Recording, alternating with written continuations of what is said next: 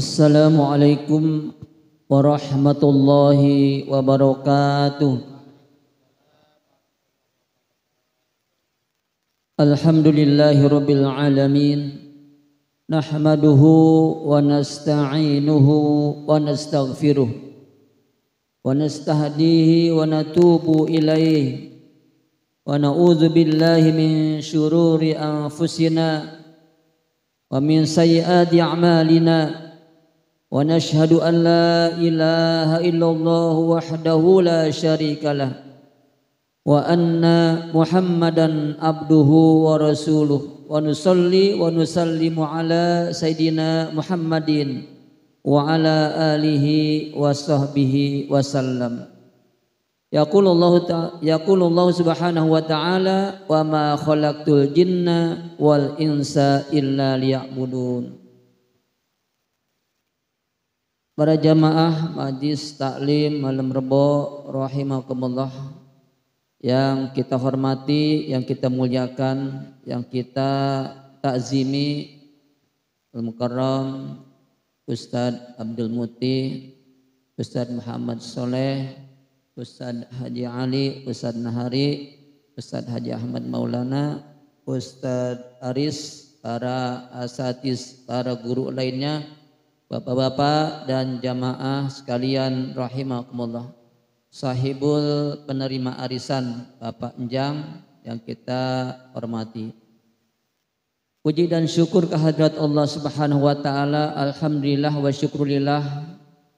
Malam ini kembali kumpul di majlis taklim malam Rebo yang alhamdulillah malam ini kelihatannya lebih banyak daripada malam-malam sebelumnya. Ya, agak banyak nih kelihatannya. Bersyukur, mudah-mudahan kumpul kita, hadir kita di majlis ini mendapatkan rahmat berkahnya Allah Subhanahu wa taala. Amin ya rabbal alamin.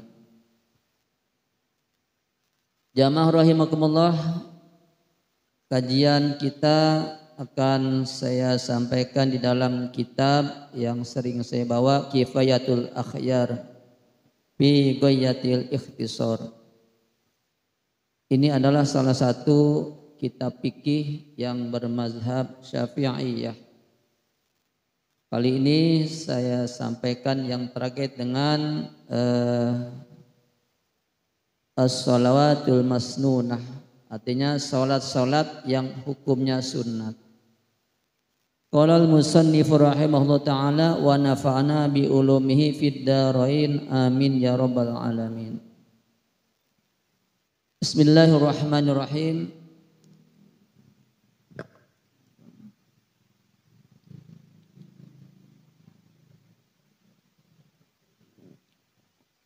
Bismillahirrahmanirrahim. Wa salawatul masnunatu khamsun al-idani wal kusufani wal istisqa. Muraduhu bil masnunah allati tusannu lahal jamaah. Wa sanati fi mawadi'iha insyaallah ta'ala. Jamaah sekalian, di sini dinyatakan selain sholat yang wajib, yang fardu yang kita tunaikan, ada sholat-sholat sunat yang ini juga merupakan satu tambahan ibadah bagi kita, merupakan satu ibadah yang mesti kita laksanakan, kita kerjakan. Karena kalau hanya sekedar teori, hanya sekedar kita tahu tanpa diamalkan, sama dengan kita punya pohon kagak ada buahnya, ya. Al ilmu bila syajar kasamar, al ilmu bila amal kasyajar bila samar. Pohon kalau nggak ada buahnya udah ditebang aja. Artinya kita tahu ilmunya tetapi kita nggak amalin, ya udah sama nggak ada manfaatnya. Maka saya sampaikan di sini ada sholat sunat al masnunah, sholat yang hukumnya sunnah, atau nanti penjelasan masnunah ini lebih lanjut. Itu ada 5. Apa itu? Yang pertama al-idan, sholat Idul Fitri dan Idul Adha, 2 sholat Id. Ya. Ini hukumnya sunnah. Yang kedua wal kusufani, sholat kusuf. Nah, sholat kusuf ini ada 2, ada sholat gerhana matahari dan juga ada sholat gerhana bulan. Kalau gerhana matahari itu kalau ditulis dengan bahasa Indonesia K, ya khusuf ya. Tapi gerhana bulan khusuf pakai KH. Nah itu. Gerhana matahari dan gerhana bulan. Wal istisqa ini juga sama nih, salat istisqa, salat minta hujan ya. Kenapa salat ini adalah merupakan satu salat yang dimana kita butuh kepada Allah? Karena pada bagian lainnya Allah menyatakan kan, wasta'inu bis sabri was shalah. Minta tolonglah kepada Allah dengan sabar dan salat. Artinya apa? Ketika kita punya persoalan hidup, ketika kita memang pengen ada solusi yang terbaik, ketika kita pengen agar masalah kita terpecahkan, maka minta tolong pada Allah bis sabri, dengan sabar. Sabar itu setelah diawali dengan ikhtiar, wassalah, dan kita kerjakan sholat. Nah, artinya memang ini merupakan salah satu solusi bagi kita ketika kita mendapatkan masalah yang perlu sekali untuk pertolongannya secepatnya. Maka kerjakanlah sholat. Nah, dalam hal ini tentu adalah sholat yang lain selain yang barusan saya sampaikan ini. Muraduhu bil masnunah, yang dimaksud dengan masnunah artinya allati tusannu fihal jamaah, lahal jamaah. Artinya sholat sunat yang dikerjakan atau disunahkan secara berjamaah. Nah, ini nggak bisa sholat sendirian, sholat id sholat sendirian nggak mungkin ya, harus ada berjamaah. Yang namanya jamaah kan minimal apa? 2 orang jamaah ya. Jadi sholat id, sholat istisqa, sholat gerhana matahari, gerhana bulan kagak bisa sendirian. Nah ini, dan memang disunahkan berjamaah. Kalau sendirian misalkan, dulu pernah ada kan pada zaman corona, kita disuruh sholat idnya di rumah aja, sama keluarga aja. Dia yang imam, dia yang bilal, dia yang khotib. Ya nggak apa-apa, yang penting ada keluarga, ada jamaah yang lainnya, diantaranya keluarga. Dulu kan gitu, nggak boleh keluar rumah katanya. Kemudian kita sholatnya di rumah masing-masing sholat idnya. Nah ini, yang penting berjamaah. Nah ini sholat yang disunatkan untuk mengerjakan adalah secara berjamaah. Kemudian bahasannya nanti akan disampaikan di dalam kitab ini oleh pengarang kitab. Wa sunnanu tabi'atu lil faraidi sab'asyarata rakaatan ya. Sedangkan sholat sunat at-tabi'ah yang mengikuti ataupun yang tercantol lil faraid dengan sholat fardu atau kita kenal dengan sholat rawatib, ini jumlahnya berapa? Sab'asyarata rakaatan, ada 17 rakaat. Nah ini Pak. Jadi sholat rawatib atau sholat sunat ya, sholat sunat yang mengiring, yang mengikuti dengan adanya sholat fardu ini ada 17. Apa saja sih sholat yang 17 rakaat itu? Yang pertama rakaat al-fajri, artinya 2 rakaat sholat fajar. Sholat fajar itu apa sih? Apakah sholat qobliyah subuh atau sholat fajar? Nah ini kadang pemahaman kita ini belum paham semua kadang-kadang. Sholat fajar itu sholat sunat yang dikerjakan sebelum sholat subuh. Makanya sholat fajar itu boleh saja namanya qobliyah subuh kita mengatakannya. Kan 2 rakaat sebelum subuh. Setelah azan, cuma kita kadang-kadang nyebutnya apa? Usolli sunnata subhi, itu jamak. Jamak sama juga itu sholat fajar juga gitu. Itu sholat fajar namanya gitu. Kemudian wa arba'un qabla zuhri, 4 rakaat sebelum zuhur. Nah ini. Jadi yang pertama rakaat sebelum subuh, kemudian 4 rakaat sebelum zuhur, wa raka'atani ba'daha, dan 2 rakaat setelah zuhur.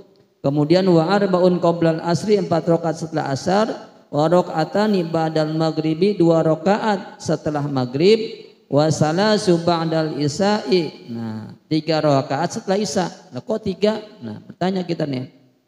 Di sini ada terusannya, wa yutiru bi wahidatin minhunna, dan mengerjakan sholat witir 1 rakaat di antara yang 3 itu. Nah, jadi kalau yang mengatakan di sini adalah sholat daripada sholat fardu ada 17 rakaat, yang salah satunya adalah yang ganjil itu adalah sholat witir. yang kita kerjakan kalau bahasa kita mah habis salat ba'diyah isya kita kerjakan 1 witir 1 rakaat. Biasanya kita pada umumnya mengerjakan 1 witir kan cuma bulan Ramadan doang Pak ya. Bulan Ramadan doang. Nah, tapi ini sangat dianjurkan. Bagusnya sih memang sebelum kita tidur ya. Sebelum kita tidur kita kerjakan 1 witir. Yang penting jumlah rakaatnya adalah ganjil. Daripada kita sebelum tidur kadang-kadang susah melaksanakan sholat witir, ya udah kita sambung aja. Habis sholat ba'diyah isya kita sholat witir berapa? 1 rakaat. Kalau 3 mah kadang-kadang kebanyakan, rada malas, 1 aja dah. Yang penting kita istiqomah, yang penting kita dawam. Nah ini yang dikatakan tadi wasunanut tabi'ah lil faraid, yaitu yang sholat sunat yang mengiringi daripada sholat fardu, jumlahnya ada 17 rakaat.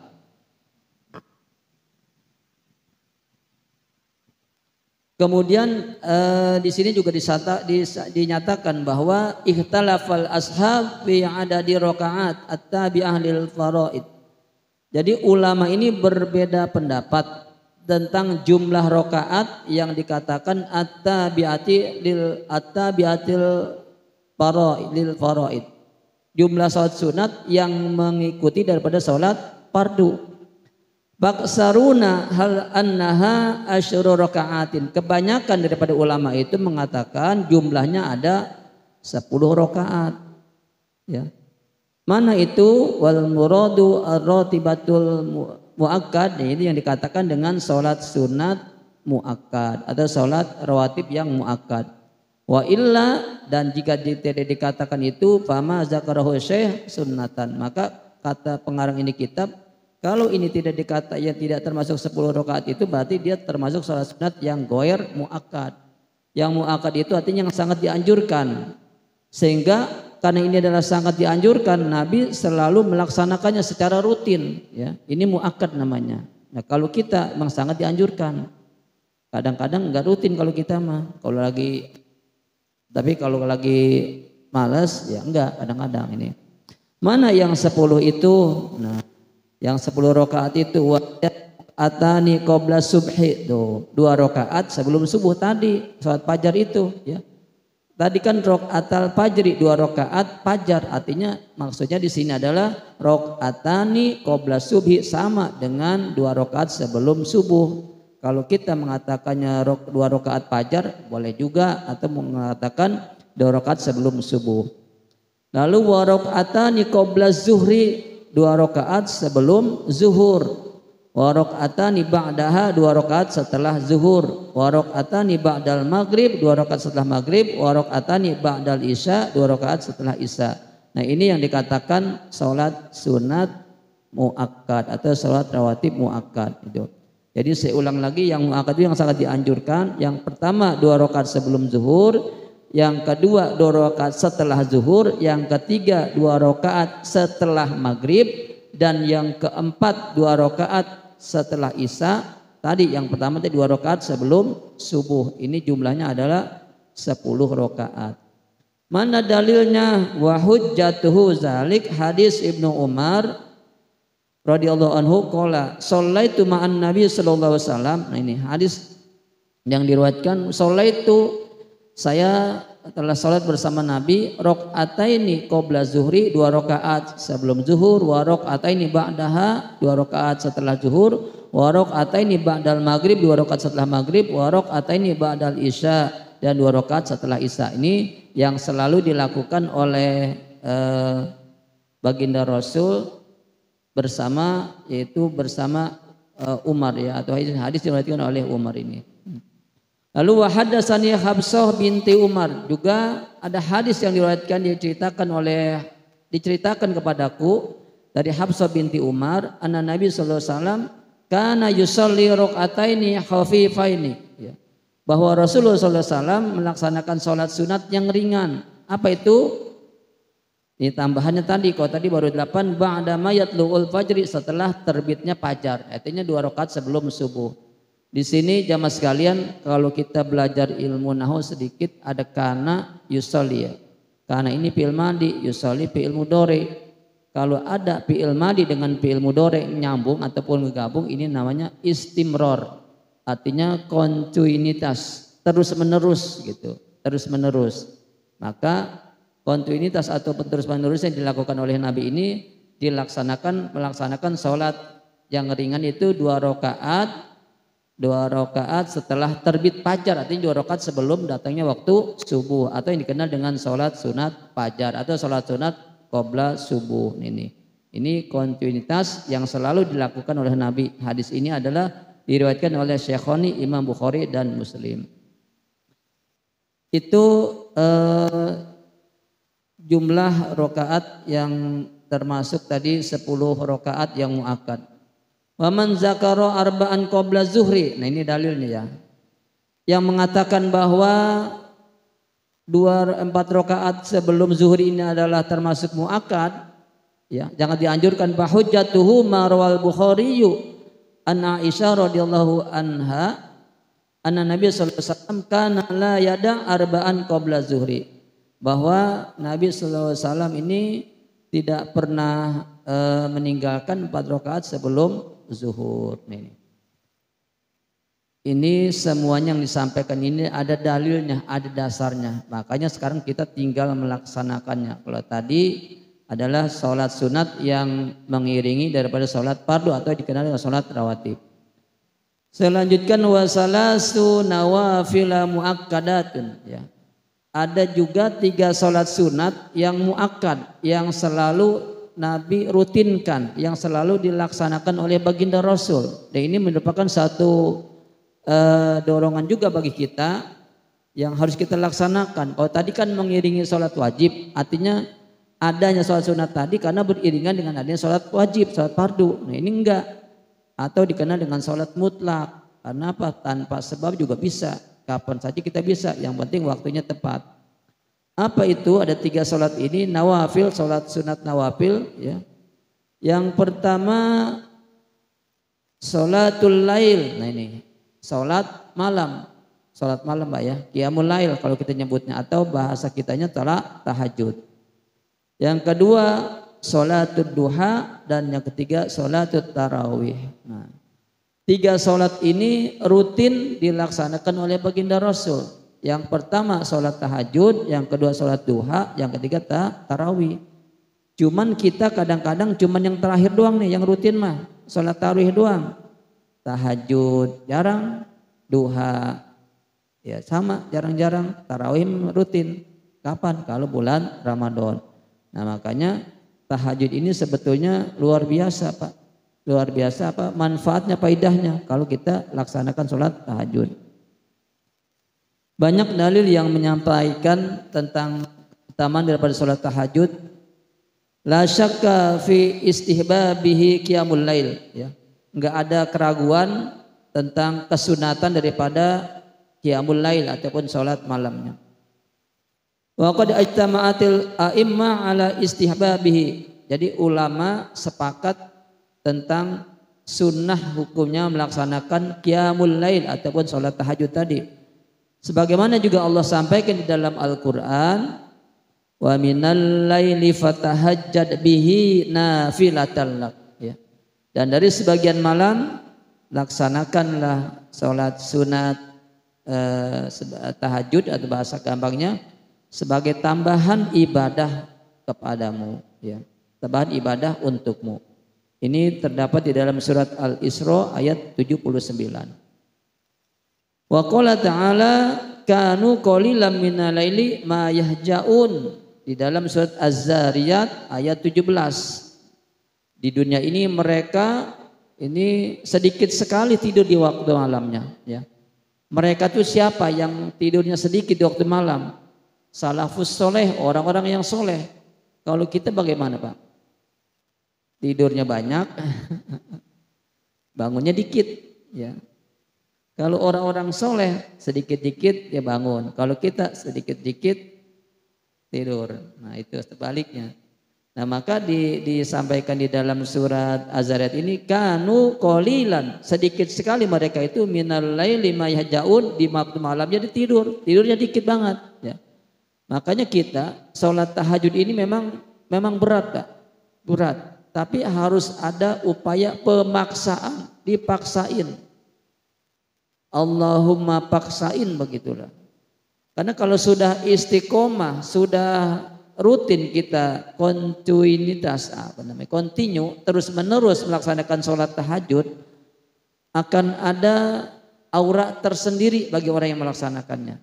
Akan ada kemudahan-kemudahan dari persoalan hidup yang kita hadapi. Akan diberikan keutamaan, kelebihan pada orang yang melaksanakannya. Banyak sekali ayat-ayat ataupun hadis yang menyatakan tentang kemanfaatan, hadis terutama manfaat daripada orang yang sering melaksanakan tahajud secara istiqomah, secara rutin. Makanya kalau bisa kita udah terusin dah. Yang udah biasa bangun malam terusin. Yang belum berusaha untuk bangun malam itu tahajud. Lalu di dalam hadis juga dinyatakan alaikum biqiyamil lail. Mereka itu melaksanakan qiyamul lail fa innahu da'bus sholihin. Ini amalannya orang-orang yang soleh. Ya. Da'bus sholihin qablakum. Ya. Amalan orang-orang soleh sebelum kita. Jadi senantiasa mereka itu melaksanakan qiyamul lail, salat tahajud, ya. Lalu wa qurbatan lakum ila rabbikum. Ini sebagai taqarrub, pendekatan diri kita kepada Allah Subhanahu wa taala. Wa mukaffaratun lisayyi'at, dan juga sebagai penghapus daripada dosa-dosa kita, wa manhatan anil ismi, dan juga sebagai pencegah daripada perbuatan dosa. Nah, jadi kalau orang sudah rutin istiqomah di dalam tahajudnya, akan ada kemanfaatnya selalu taqarrub ila Allah, merasa dekat dengan Allah dan Allah juga memang dekat dengannya. Kemudian yang kedua, akan terhapus daripada dosa dan kesalahannya, ya. Dosa-dosanya dihapus oleh Allah Subhanahu wa taala. Kenapa? Karena dia senantiasa mohon ampun pada Allah. Kemudian juga dia akan tercegah daripada perbuatan dosa dan kemaksiatan. Nah, ini orang yang senantiasa melaksanakan sholat tahajud. Bahkan pernah ditanyakan, ayus sholati afdol ba'dal maktubah. Sholat apa sih yang paling utama ba'dal maktubah setelah sholat yang fardu? Maka di sini dikatakan faqala jawfil lail, salat tengah malam, artinya salat tahajud tadi. Nah, ini salat yang utama. Cuma kadang-kadang kita tahu tapi enggak ngerjain. Maka sekali lagi tadi di awal saya sampaikan, ilmu yang kita tahu, ilmu yang kita bisa bukan hanya sekedar kita tahu, tetapi yang lebih penting adalah pengamalannya, ya. Pengamalannya, pelaksanaannya. Kalau hanya sekedar teori, banyak orang yang tahu, tapi pengamalan yang sedikit. Nah, inilah yang barangkali ilmu yang kita dapatkan dari manapun, di tempat-tempat ta'lim, di tempat-tempat pengajian, sekali lagi adalah bentuk pengamalannya yang lebih utamanya lagi. Ini jamaah sekalian yang terkait dengan ibadah sholat sunat, ya, terutama dengan sholat sunat, baik sholat sunat yang mengiringi sholat fardu ataupun sholat rawatib, sholat sunat yang nawafil atau sholat sunat yang mutlak. Penjelasannya akan lebih lanjut nanti akan saya sampaikan. Sebelum saya akhiri, mungkin ada yang ditanya. Kalau nggak ada cukup nih, ada tadi disediakan makan ya. Ayo.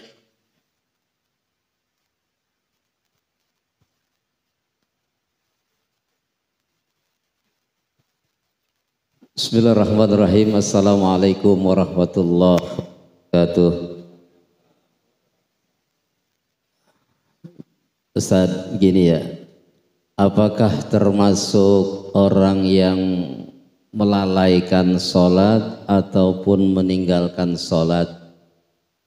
Dalam hal ini ketika seseorang itu misalnya habis berpergian, ya, ketika dia pulang mungkin 1 hari 1 malam lelah, nah kemudian kembali sampai rumah misalnya jam 11 siang.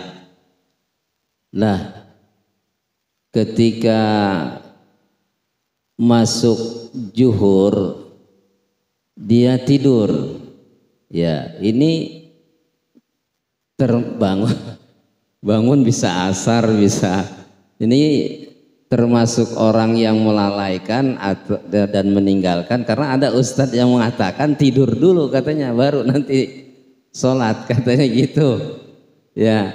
Ada ustadz yang begitu yang mengatakan bahwa tidur dulu katanya baru sholat itu. Nah terus zuhurnya kelewat walaupun mungkin udah niat dia ya. Nah ini hukumnya apakah termasuk meninggalkan, melalaikan, atau ada ujur syar'inya tadi Ustaz? Terima kasih. Assalamualaikum warahmatullahi wabarakatuh. Waalaikumsalam. Cakep ini pertanyaannya. Mungkin ini juga bukan hanya yang ditanya tadi, barangkali ada di antara kita pernah ngalamin barangkali ya. Kita maklum bersama bahwa ketika itu adalah hukumnya wajib, maka ini adalah mutlak, nggak bisa ditawar dengan kondisi apapun. Bahkan dengan kondisi yang sakit saja, misalkan orang yang sakit parah sekalipun, kalau memang itu adalah wajib, termasuk sholat wajib, maka itu nggak bisa ditolerir, artinya nggak bisa dibenarkan. Nah, dalam hal ini tadi yang disampaikan Ustaz Soleh, jalan-jalan, ya, lelah, kemudian karena saking capeknya, saking lelahnya, tidur dulu sampai kebablasan sholatnya, akhirnya kelewat. Nah, ini menurut saya nggak tepat. Kalaupun tidur istirahat sebentar silahkan saja, yang penting ingat waktu sholat. Ingat waktu sholat, ketika waktu sholatnya belum habis ya bangun segera. Tapi kalau tidur dulu sampai akhirnya sholatnya kebablasan, nggak ngerjakan sholat zuhur misalkan yang tadi disampaikan, ini juga salah gitu. Makanya kondisi ya, kita lihat kondisi bagaimana kita nih. Kira-kira kita kalau tidur dulu bangun gene kira-kira ntar zuhurnya ya, karena tadi tidurnya jam 11-an, bangun nggak kira-kira jam 2 gitu. Kalau kira-kira merasa sangat lelah, sangat ngantuk, sangat capek, ya tunggu aja dulu. Tunggu dulu sampai datangnya waktu zuhur, habis zuhur baru plek tidurlah, daripada tadi kebablasan. Ujung-ujungnya hal seperti ini saya pikir nggak bisa ditolerir, karena tadi nggak melihat situasi dan kondisinya seperti itu. Baik gitu. Bagaimana, apakah termasuk lalai? Lalai jelas. Karena tadi sekali lagi kalau urusan wajib nggak bisa ada tawar menawar. Terima kasih. Baik, cukup ya.